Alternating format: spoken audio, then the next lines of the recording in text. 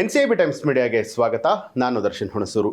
ಮತಾಂತರ ಕಾಯ್ದೆಯ ದುರುಪಯೋಗದಿಂದ ಕ್ರೈಸ್ತರ ಮೇಲೆ ಸುಳ್ಳು ಎಫ್ಐಆರ್ ದಾಖಲಾತಿ. ಕರ್ನಾಟಕ ಕ್ರೈಸ್ತ ಸಂಘಟನೆ ಖಂಡನೆ. ಕರ್ನಾಟಕ ರಾಜ್ಯದಲ್ಲಿ ಜಾರಿಗೆ ಇರುವ ಮತಾಂತರ ವಿರೋಧಿ ಕಾಯ್ದೆಯನ್ನ ದುರುಪಯೋಗ ಪಡಿಸಿಕೊಂಡು ಕ್ರೈಸ್ತರ ಮೇಲೆ ಸುಳ್ಳು ಎಫ್ಐಆರ್ಗಳನ್ನ ದಾಖಲು ಮಾಡ್ತಾ ಇರುವಂತಹ ಘಟನೆಗಳು ಹೆಚ್ಚಾಗ್ತಾ ಇದೆ ಅಂತ ಹೇಳಿ ಕರ್ನಾಟಕ ಕ್ರೈಸ್ತ ಸಂಘಟನೆ ತೀವ್ರ ಆಕ್ರೋಶವನ್ನ ವ್ಯಕ್ತಪಡಿಸಿದೆ. ಈ ಪರಿಸ್ಥಿತಿ ಧಾರ್ಮಿಕ ಸ್ವಾತಂತ್ರ್ಯಕ್ಕೆ ಧಕ್ಕೆಯನ್ನ ತರುತ್ತೆ ಅಂತ ಹೇಳಿ ಸಂಘಟನೆ ತಿಳಿಸಿದೆ. ಭಾರತದ ಸಂವಿಧಾನದ ವಿಧಿ 25ರ ಪ್ರಕಾರವಾಗಿ ಪ್ರತಿಯೊಬ್ಬ ನಾಗರಿಕನಿಗೂ ಕೂಡ ಆತ್ಮಸಾಕ್ಷಿಯ ಸ್ವಾತಂತ್ರ್ಯ ಮತ್ತು ತನ್ನ ಧರ್ಮವನ್ನ ಸ್ವತಂತ್ರವಾಗಿ ಆಚರಿಸುವಂಥದ್ದು, ಪ್ರತಿಪಾದಿಸುವಂಥದ್ದು ಮತ್ತು ಪ್ರಚಾರ ಮಾಡುವಂತಹ ಹಕ್ಕುಗಳನ್ನ ಖಾತರಿಪಡಿಸಿದೆ. ಆದರೆ ಪ್ರಸ್ತುತ ಜಾರಿಯಲ್ಲಿರುವಂತಹ ಮತಾಂತರ ಕಾಯ್ದೆಯ ಕಾರಣದಿಂದಾಗಿ ಕ್ರೈಸ್ತರಿಗೆ ಈ ಹಕ್ಕುಗಳನ್ನ ಅನುಷ್ಠಾನಗೊಳಿಸಲು ತೊಂದರೆ ಉಂಟಾಗ್ತಾ ಇದೆ ಅಂತ ಹೇಳಿ ಸಂಘಟನೆ ಆರೋಪ ಮಾಡಿದೆ. ಪ್ರಾರ್ಥನೆ ನಡೆಸ್ತಾ ಇರುವಂತಹ ಸಮಯದಲ್ಲಿ ಚರ್ಚ್ಗಳ ಒಳಗೆ ಅಥವಾ ಮನೆಯೊಳಗೆ ನುಗ್ಗಿ ಕೆಲವರು ಗಲಾಟೆಗಳನ್ನ ಮಾಡುವಂಥದ್ದು, ಕೊಲೆ ಬೆದರಿಕೆಗಳನ್ನ ಹಾಕುವಂಥದ್ದು, ಹಾಗೆ ಸುಳ್ಳು ಪ್ರಕರಣಗಳನ್ನ ದಾಖಲು ಮಾಡುವಂಥದ್ದು ಇತ್ತೀಚಿನ ದಿನಗಳಲ್ಲಿ ಹೆಚ್ಚಾಗಿ ಕಂಡು ಬರ್ತಾ ಇದೆ. ಬಲವಂತದ ಮತಾಂತರ ಅಥವಾ ಆಮಿಷವೊಡ್ಡಿ ಮತಾಂತರ ಮಾಡ್ತಿದ್ದಾರೆ ಅನ್ನುವಂತಹ ಆರೋಪಗಳನ್ನ ಮಾಡಲಾಗುತ್ತಿದೆ. ಆದರೂ ಕೂಡ ಇವುಗಳಿಗೆ ಯಾವುದೇ ಸ್ಪಷ್ಟವಾದ ದಾಖಲೆಗಳು ಇಲ್ಲದೆ ಕೇವಲ ಮೌಖಿಕ ಹೇಳಿಕೆಗಳ ಆಧಾರದಲ್ಲಿ ಪ್ರಕರಣಗಳನ್ನ ದಾಖಲು ಮಾಡಲಾಗ್ತಾ ಇದೆ ಅಂತ ಹೇಳಿ ಸಂಘಟನೆ ತಿಳಿಸಿದೆ. ಇತ್ತೀಚೆಗೆ ಹಾವೇರಿ ಜಿಲ್ಲೆಯಲ್ಲಿ ಸುಮಾರು 20 ಜನರ ವಿರುದ್ಧ ಸುಳ್ಳು ಎಫ್ಐಆರ್ ದಾಖಲಾಗಿರುವಂತಹ ಘಟನೆ ನಡೆದಿದೆ.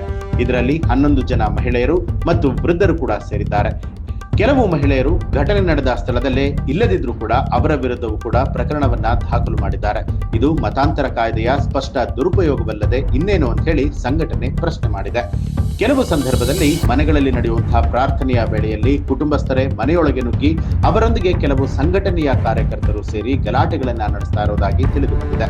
ಬಲವಂತದ ಮತಾಂತರ ನಡೆದಿದೆ ಅನ್ನುವಂತಹ ಆರೋಪ ಮಾಡಲಾಗ್ತಾ ಇದೆ. ಆದರೂ ಕೂಡ ಯಾವುದೇ ಸಾಕ್ಷ್ಯಾಧಾರಗಳು ಇಲ್ಲ. ಈ ಘಟನೆಯ ಹಿಂದೆ ಕುಟುಂಬದ ಕಲಹಗಳು ಅಥವಾ ಜಮೀನು ವಿವಾದಗಳು ಕೂಡ ಕಾರಣವಾಗಿರಬಹುದು ಅಂತ ಹೇಳಲಾಗಿದೆ. ಈ ಹಿನ್ನೆಲೆಯಲ್ಲಿ ಸರ್ಕಾರ ಎಚ್ಚೆತ್ತುಕೊಂಡು ಮತಾಂತರ ಕಾಯ್ದೆಯನ್ನ ಹಿಂಪಡಿಬೇಕು ಹಾಗೂ ಧಾರ್ಮಿಕ ಸ್ವಾತಂತ್ರ್ಯವನ್ನ ರಕ್ಷಿಸುವಂತಹ ಕ್ರಮಗಳನ್ನ ಕೈಗೊಳ್ಳಬೇಕು ಅಂತ ಹೇಳಿ ಕರ್ನಾಟಕ ಕ್ರೈಸ್ತ ಸಂಘಟನೆ ಆಗ್ರಹಿಸಿದೆ. ಇದಲ್ಲದೆ ಕಾಂಗ್ರೆಸ್ ಸರ್ಕಾರ ಆಡಳಿತಕ್ಕೆ ಬರುವ ಮುನ್ನ ಮತಾಂತರ ಕಾಯ್ದೆಯನ್ನ ಹಿಂಪಡೆಯುವಂತಹ ಭರವಸೆಯನ್ನ ಕೊಟ್ಟಿದ್ರು ಕೂಡ ಈವರೆಗೂ ಈ ಕಾರ್ಯ ನಡೆಯದೆ ಇರುವಂತದ್ದು ಸಮಸ್ತ ಕ್ರೈಸ್ತ ಸಮುದಾಯಕ್ಕೆ ಬೇಸರವನ್ನ ಉಂಟು ಮಾಡಿದೆ ಅಂತ ಹೇಳಿ ಸಂಘಟನೆ ಹೇಳ್ತಾ ಇದೆ.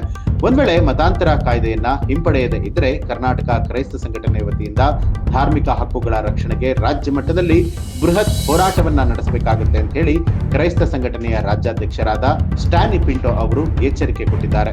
ಸುದ್ದಿಗೋಷ್ಠಿ ನಡೆಸುವಂತಹ ಸಂದರ್ಭದಲ್ಲಿ ಕ್ರೈಸ್ತ ಸಂಘಟನೆಯ ರಾಜ್ಯಾಧ್ಯಕ್ಷರಾದ ಸ್ಟ್ಯಾನಿ ಪಿಂಟೋ ರವರು, ಕಾರ್ಯದರ್ಶಿಗಳಾದ ಶ್ಯಾಮ್ ರವರು, ಕೆಸಿಎಸ್ ಕಾನೂನು ಸಲಹೆಗಾರರಾದ ಶಾಲೋಮಿ ಅವರು, ಹಾವೇರಿ ಜಿಲ್ಲೆಯಲ್ಲಿ ಸುಳ್ಳು ಕೇಸ್ ದಾಖಲು ಮಾಡಿಕೊಂಡಿರುವಂತಹ ಪಾಸ್ಟರ್ ಬಸವರಾಜು ಮತ್ತು ರವಿರವರು ಕೂಡ ಉಪಸ್ಥಿತರಾಗಿದ್ದರು.